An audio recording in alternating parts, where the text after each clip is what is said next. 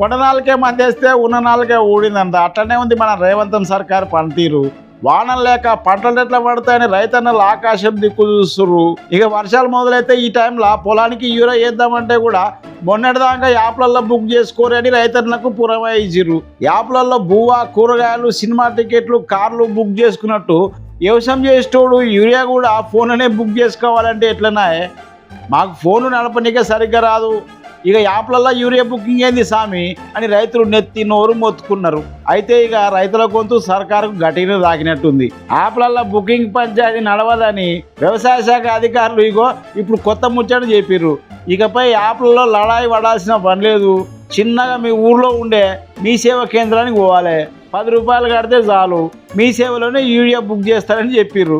కానీ ఈడొక తిప్పలుంది. మీ పట్టాదారు passbook number ఇస్తే ఫోన్కు ఓటీపీ వస్తుందంట. అది చెప్తే ఒక బుకింగ్ ఐడి ఇస్తారంట. ఆ ఐడి ఇంకా 48 గంటలు మాత్రమే ఉంటుంది, అంటే 2 రోజులు మాత్రమే పనిచేస్తుంది అన్నట్టు.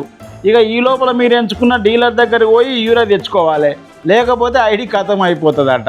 ఏందో ఏమో పోరి, ఈ ప్రభుత్వం ఏం చేయాలన్నా అది చేస్తలేదు, ఏది అవసరం లేదో అది ముంగటే పెడుతుంది అని రైతులు గుసగుసలు ఆడుతుండ్రులా.